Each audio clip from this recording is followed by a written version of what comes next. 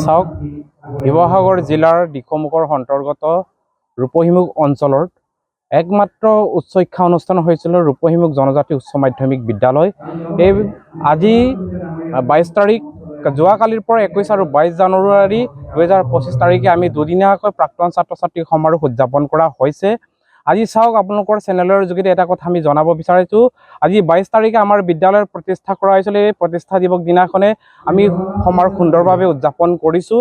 আজিৰ এই দুদিনীয়া অনুষ্ঠানৰ মুকলি সভাৰ বিভিন্ন আমি অধ্যক্ষ আৰু বিভিন্ন সন্মানীয় ব্যক্তিসকলক আমন্ত্ৰণ কৰিছোঁ। তেখেতসকল ইতিমধ্যে উপস্থিত হৈছেহি। তেখেতসকলে বহুমূলীয়া বক্তব্য আগবঢ়াইছে আৰু আমাৰ এই অঞ্চলৰ কাৰণে বিভিন্ন ধৰণৰ পৰামৰ্শ আগবঢ়াইছে।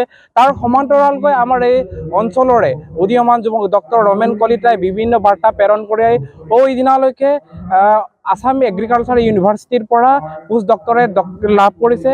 তাৰ বাবে আমি উদযাপন সমিতি হৈ অভিনন্দন পত্ৰ অনুষ্ঠান লগতে আমাৰ এই অঞ্চলৰ বিভিন্ন প্ৰাক্তন ছাত্ৰ ছাত্ৰী আৰু লগতে আমাৰ বিদ্যালয় হৈ যিখিনি মেট্ৰিক পৰীক্ষাত স্থান দখল কৰিছে এইসকলক আমি সম্বৰ্ধনা জনাইছোঁ। আজি ৰাতি মৎস্য সভতাৰ চাৰিবেদ উদ্ধাৰ নামৰ আমি সংখ্যা ভাওনা নাট আমি আজি শুভাৰম্ভ কৰিম। গতিকে আপোনাৰ চেনেলৰ যোগেদি আমি প্ৰত্যেক অঞ্চলৰ প্ৰাক্তন ছাত্ৰ ছাত্ৰী আৰু শুভাকাংক্ষীক অনুৰোধ জনাইছোঁ, আহক আৰু সহযোগিতা কৰক আৰু উপভোগ কৰক। ধন্যবাদ। আপুনি ইয়ালৈ আহি অনুভৱ কৰিছে যে ৰূপহীমুখ জনজাতি উচ্চ মাধ্যমিক বিদ্যালয়ত 43 বৰ্ষ প্ৰাক্তন ছাত্ৰ ছাত্ৰী সমাৰোহ উদযাপন কৰা হৈছে। যোৱাকালি 21 তাৰিখে অনুষ্ঠিত হৈ গৈছে। পুৱা প্ৰাতঃ উত্তোলনৰ পৰা শেষত একেবাৰে সাংস্কৃতিক সন্ধ্যালৈকে এক আড়ম্বৰপূৰ্ণ অনুষ্ঠান হ'ল। প্ৰাক্তন ছাত্ৰ ছাত্ৰীসকল, আমি যিসকল প্ৰাক্তন ছাত্ৰীক যোগাযোগ কৰিছিলোঁ বা যিসকল সতীৰ্থ ইয়ালৈ পঢ়িছিলে, সেই অধ্যয়নপ্ৰাপ্ত ছাত্ৰ ছাত্ৰীসকল পুনৰ বিদ্যালয়খনক নষ্টালজিক হোৱা এটা পৰিৱেশ আমি সূচনা কৰিছিলোঁ যোৱাকালি। সেই আমি বাস্তৱত ৰূপায়িত হোৱাৰ দিশে আগবাঢ়িলোঁ। আৰু এটা আপুনি নিশ্চিত এই ক'লেই যে ইয়াত এটা চেল্ফি জোন বা এনেকুৱা কিছুমান আনকমন বস্তু দিয়া হৈছে। নিশ্চিতভাৱে আমি সকলোৱে জানো যে এই বিজ্ঞান আৰু প্ৰযুক্তিবিদ্যা তাৰ লগে লগে আনন্দ উৎসাহ কিবা এটা পাব লাগিব, মনৰ অনুভূতি থাকিব লাগিব। এই গোটেই পৰিৱেশবোৰৰ মাজত যাতে আমাৰ প্ৰাক্তনসকল বিলীন হৈ যায়, পুৰণি সকলো যাতে বিলীন হৈ যায়। কিছুমান চেল্ফি জোনৰ ব্যৱস্থা কৰিছোঁ। ক'ৰবাত ভোজনালয় কক্ষটো আমি নতুন এটা ৰূপত সজাব বিচাৰিছোঁ। এইকাৰণে সজাব বিচাৰিছোঁ যে আমাৰ প্ৰাক্তন ছাত্ৰ ছাত্ৰীসকল ইয়াত সকলোৰে লগত একেলগে মিলি হৈ যায়। আনুষ্ঠানিক সভাবোৰত থাকিবই, বাকী একাত্ম হোৱা পৰিৱেশ এটাই হ'ব যিবোৰ বৰ্তমান বাস্তৱিকতা চলি আছে। সামাজিক মাধ্যম আমি সকলোৱে ভাল পাওঁ, ইয়াৰ প্ৰচাৰ প্ৰসাৰ ভাল পাওঁ, আমি ফটো তুলি সকলোৱে ভাল পাওঁ। সেই গোটেই চিন্তা চৰ্চা কৰি পেলাই এই চেল্ফি জোনবোৰ আমি প্ৰস্তুত কৰাৰ ব্যৱস্থা কৰিছিলোঁ। ধন্যবাদ। আমাৰ অসমৰ শিৱসাগৰ জিলাৰ একেবাৰে পশ্চিম প্ৰান্ততে শিৱসাগৰ আৰু যোৰহাটৰ সংগমস্থলতে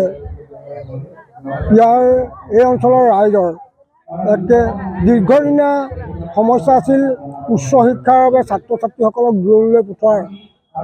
উচ্চ শিক্ষা ল'ব নোৱাৰি বহুসকল ছাত্ৰ ছাত্ৰী সেই সময়ত ঘৰতে থাকিবলগীয়া হৈছিল।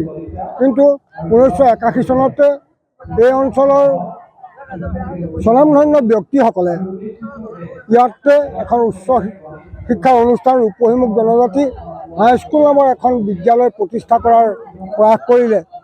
ইয়াতে প্ৰয়াত কৃষ্ণচন্দ্ৰ দেৱগোস্বামীৰ পৌৰোহিত্যতে অনুষ্ঠিত যিখন ৰাজহুৱা সভা, এই ৰাজহুৱা সভাই এই বিদ্যালয়খন স্থাপনৰ পোষকতা কৰি ৰাইজে কামত লাগে আৰু স্থানীয় ব্যক্তিক শিক্ষকতাৰ পদত নিযুক্তি দি এই বিদ্যালয়খন 1981 চনৰ 22 জানুৱাৰী দিনাখন প্ৰতিষ্ঠা দিয়ে। ইয়াৰ ফলতে তেতিয়াৰ পৰা বছৰে বছৰে ছাত্ৰ ছাত্ৰীসকল আহি আছে, গৈ আছে। ইয়াতে ৰাইজে যি আশাৰে এই অনুষ্ঠানটো প্ৰতিষ্ঠা কৰিছিল, এই আশাত ফলে ফুলে জাতিষ্কাৰ হৈ এই বিদ্যালয়খন আজিৰ পৰ্যায়ত উপনীত হৈছে। এই যিখিনি ফল ফুল ইয়াতে সৃষ্টি হ'ল, এই সৃষ্টি হোৱা ফল ফুলবিলাকে 2024 বৰ্ষৰ বিদ্যালয় প্ৰতিষ্ঠা দিৱসৰ যিটো দিন, এই দিনতে প্ৰাক্তন ছাত্ৰ সমাৰোহ পতাৰ এক আলোচনা কৰে আৰু পৰৱৰ্তী পৰ্যায়তে ইয়াতে উদযাপন সমিতি প্ৰস্তুত কৰি প্ৰস্তুতিৰ পূৰ্ণাংগ ৰূপে দিবলৈ বৰ্তমান সক্ষম হৈছে। যোৱা 21 জানুৱাৰী 21 তাৰিখে প্ৰথম দিনৰ কাৰ্যসূচী সুকলমে সমাপ্ত হৈছে আৰু আজি 22 তাৰিখ, আজি মুকলি সভা। আমি যথেষ্ট সুখী হৈছোঁ। আমি আমাৰ পুত্ৰ হ'ম, কন্যা হ'ম, যিসকল ছাত্ৰ ছাত্ৰী আমি পঠালোঁ সেইসকলকে আজি আমাৰ সন্মুখত পাই আমি নথৈ গৈছোঁ। নিজৰ পিতৃ মাতৃয়ে নিজৰ কন্যাজনীক বিয়া দিয়াৰ পাছত সেই কন্যাজনী ঘৰলৈ উভতি আহিলে যিটো মৰম, যিটো এটা উলহ মালহৰ পৰিৱেশ সৃষ্টি হয়, নিজৰ পুত্ৰকো যেতিয়া দূৰণিত চাকৰি কৰি থাকে ঘৰলৈ আহিলে মাক দেউতাকৰ অন্তৰত যেনেকৈ আনন্দিত হৈ পৰে, ঠিক তেনেদৰে আমি আমাৰ ছাত্ৰ ছাত্ৰীসকলকে অতদিনে আঁতৰি যোৱাৰ পাছতে আজি ঘৰলৈ অহাতে আমি ইমান সুখী হৈছোঁ, আমাৰ হৃদয় উৎফুল্লিত হৈ পৰিছে, বহুত সুখী হৈছোঁ।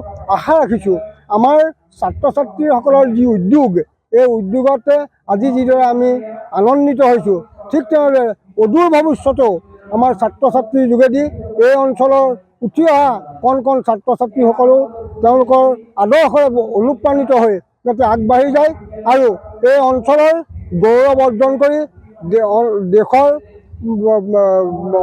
সমৃদ্ধি কৰে, তাৰ মই কামনা কৰিছোঁ। নমস্কাৰ। আজি ৰূপহীমুখ জনজাতি উচ্চ মাধ্যমিক বিদ্যালয়ৰ প্ৰাক্তন ছাত্ৰ ছাত্ৰী সমাৰোহৰ এক উল্লেখযোগ্য দিন। আজি বছৰজোৰা যি প্ৰচেষ্টাৰ শেষত আজি প্ৰাক্তন ছাত্ৰ ছাত্ৰীৰ সমাৰোহৰ মুকলি সভা অনুষ্ঠিত হৈ যায়। এই অনুষ্ঠানত বহুকেইজন ব্যক্তিয়ে অংশগ্ৰহণ কৰি আমাৰ বিদ্যালয়ৰ প্ৰাক্তন ছাত্ৰ ছাত্ৰীসকলৰ উদ্দেশ্যে আৰু বৰ্তমানৰ ছাত্ৰ ছাত্ৰীসকলৰ উদ্দেশ্যে অতি মূল্যৱান কথা আগবঢ়ায়।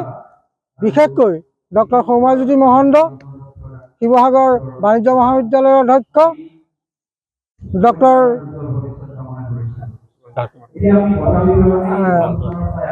আমাৰ দিখৌমুখ মহাবিদ্যালয়ৰ অধ্যক্ষ, তেখেতে আমাৰ মেগাজিনখন উন্মোচন কৰে আৰু বহু ব্যক্তিয়ে আজি আমাৰ অনুষ্ঠানত অংশগ্ৰহণ কৰি আমাৰ ছাত্ৰ ছাত্ৰীসকলৰ কাৰ্যৰ সফল সমাপ্তি ঘটায়।